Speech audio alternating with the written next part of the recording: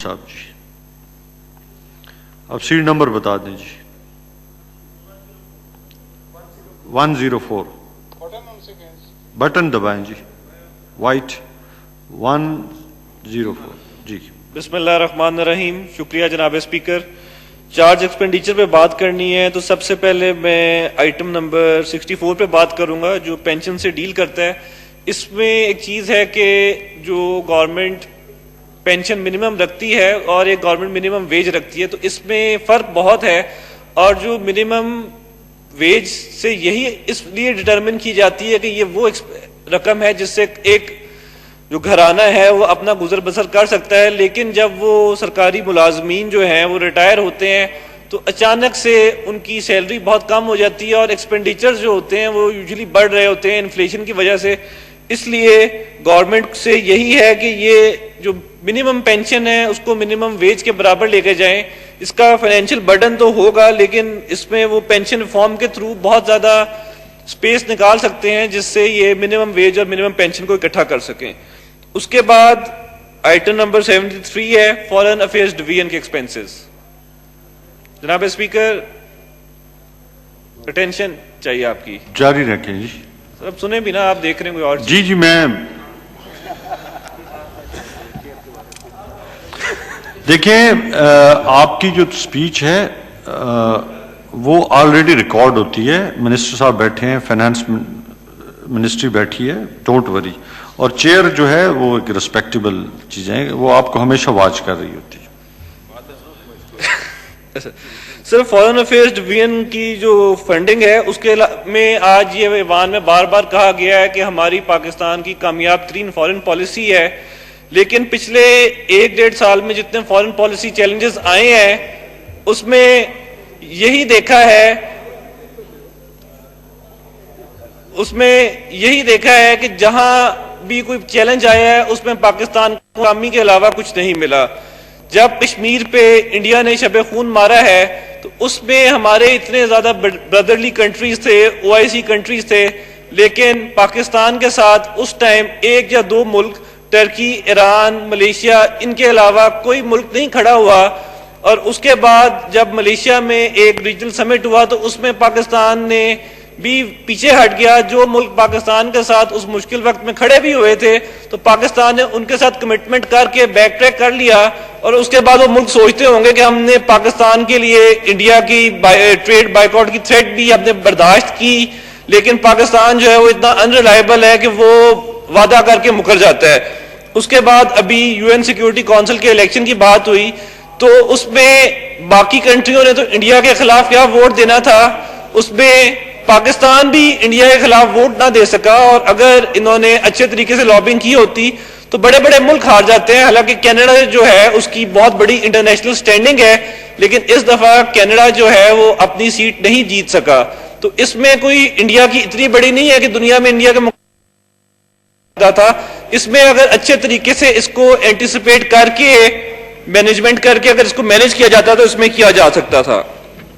उसके बाद आइटम 118 और 19 जो आपने भी बात की थी आज दोपहर को कि आर्टिकल 88 की वायलेशन हुई है कि इसमें नेशनल असेंबली और सेनेट के जो फाइनेंस कमेटीज हैं उनकी रिकमेंडेशंस के बरस जाके बजट आया, उसमें काफी डिटेल पे बात हो चुकी है। लेकिन जनाब स्पीकर, ये बात मैंने अपनी बजट स्पीच में भी की थी कि जो नेशनल असेंबली का रोल है बजट में, इवन दो पूरा बजट नेशनल असेंबली अप्रूव करती है लेकिन वो एक रबर स्टैम्प से ज्यादा नहीं है। और आज भी अभी थोड़ी देर पहले ये लग रहा था कि हम सेक्रेटरी फाइनेंस जो है उसको भी हमें लाने के लिए नेशनल असेंबली के बजट सेशन में फाइनेंस एडवाइजर को लाने के लिए बहुत जोर लगाना पड़ता है। तो उसके बाद वो अनायत करते हैं कि जी 5 मिनट आके इधर बैठ जाते हैं।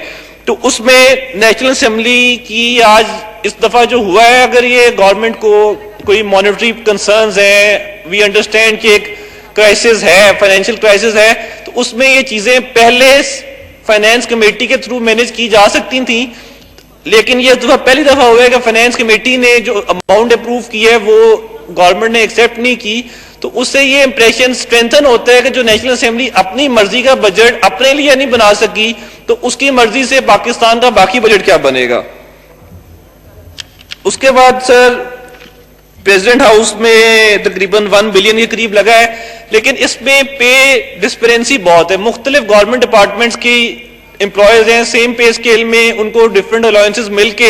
राणा साहब उसके एक्सपेंडिचर्स पे आ जाएं। सर एक्सपेंडिचर्स भी आ रहा हूँ ना, staff allowances of presidential personal, उसमें बात कर रहा हूँ सर। उसमें यही है कि पाकिस्तान की जो गवर्नमेंट है उसमें कुछ डिपार्टमेंट्स की सैलरीज बहुत ज्यादा हैं और कुछ डिपार्टमेंट की बहुत कम है। हालांकि सेम पे स्केल में अलाउंसेस मिला के जमीन आसमान का फर्क बन जाता है, तो उसमें इसको रैशनलाइज करने की जरूरत है जितने भी एक्सपेंडिचर्स हैं, और खासतौर पर प्रेसिडेंट हाउस के, कि आप जो आपके बाकी सेक्रेटरीट के एम्प्लॉयज हैं या बहुत सारी जगहें सेम पे स्केल में कम से कम कोई थोड़ा बहुत फर्क तो हो, लेकिन बहुत ज्यादा डिस्पेरेंसी नहीं होनी चाहिए। सर उसके बाद पाकिस्तान रेलवेज की बात है, इसमें आपने 800 मिलियन रखा है, लेकिन पिछले 2 साल में जो रेलवेज की परफॉर्मेंस है उसमें एक्सीडेंट्स और कीमती इंसानी जानें, रेलवे की ट्रेन में आग लग रही है, तो उसमें रेलवे की परफॉर्मेंस जो है वो सेटिस्फैक्ट्री नहीं है। इसलिए जो पाकिस्तान रेलवे के जो अखराजात आप दे रहे हैं उसको रिव्यू करने की जरूरत है। उसके बाद जो डेट सर्विसिंग है उसमें तकरीबन 2631 बिलियन आपने रखे हैं, जो एक काफी मेजर चंक बन जाता है आपके एक्सपेंडिचर का। तो उसमें यह है कि अभी भी इस टाइम गवर्नमेंट के पास ये स्पेस है कि जो इंटरेस्ट रेट है उसको फर्दर कट करके इसमें भी वो अपने लिए मजीद फाइनेंशियल कुशन निकाल सकते हैं, जिससे वो आजकल जो एपिडेमिक चल रहा है उसमें खर्चा कर लें। उसके बाद तकरीबन ये 1 बिलियन बन जाता है वफाकी मुहतसिब और फेडरल टैक्स ओम्बुड्समैन में, लेकिन इसमें भी यही है कि इनकी जो परफॉर्मेंस है उसका आज तक कोई पार्लियामेंट को इतना बड़ा रिव्यू नहीं दिया गया कि कितनी इनकी पुरानी पेंडेंसी क्यों नहीं खत्म हो रही। इतने पुराने टैक्स केसेस हैं, कई कई साल चलते रहते हैं, बंदे मर जाते हैं, टैक्स केसेस नहीं चलते। और वफाकी मुहतसिब के पास किसी भी आप गवर्नमेंट डिपार्टमेंट की कंप्लेंट लेके जाएं भी और आपके हक में वफाकी मुहतसिब का फैसला आ भी जाए तो वो फैसला इंप्लीमेंट नहीं होता। वो नीचे वाला डिपार्टमेंट, खासतौर पे ये जो यूटिलिटी के बिल्स का मामला भी जाता है वफाकी मुहतसिब के पास, तो वो इंप्लीमेंट नहीं होता।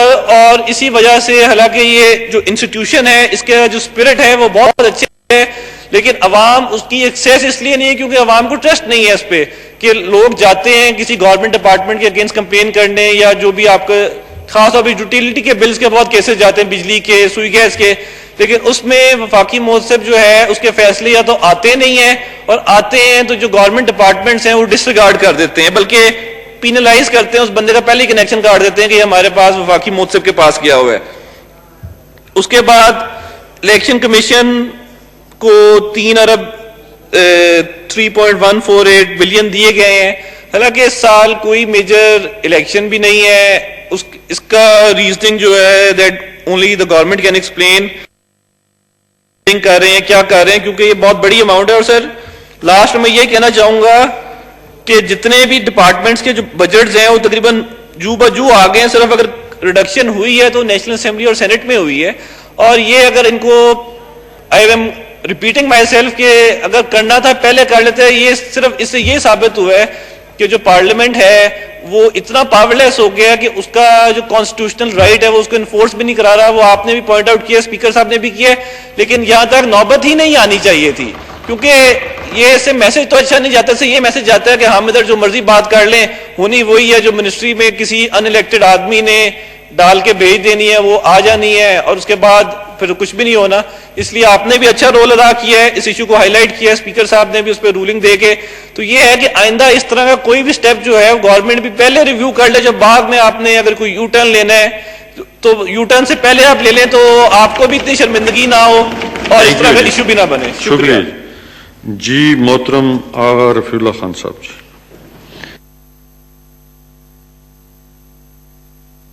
जी। बहुत शुक्रिया जनाब चेयरमैन साहब। जनाब चेयरमैन साहब, एक तो मैं आपका बेहद मशकूर हूं आज का आपका रवैया देखकर, जिस अंदाज में आपने इस हाउस को चलाया और इस हाउस के माहौल को खराब होने से बचाया, जिस पर मैं आपका बेहद मशकूर हूं। और एक क्लियर मैसेज दिया आपने इस चेयर को कि ये पॉसिबल है, अगर थोड़ी सी जुर्रत का मुजाहरा जिस तरह आपने किया, आपने साबित किया कि शेर अफगान नियाजी साहब की तरबियत है आपको और एक पॉलिटिकल वर्क फैमिली से आपका ताल्लुक है। तो मैं बेहद मशकूर हूं आपके इस हाउस को खराब ना करने और माहौल को खराब ना करने से आपने जिस जुर्रत के अंदाज में, जिस बहादुरी से इस ऐसे शख्स का मुकाबला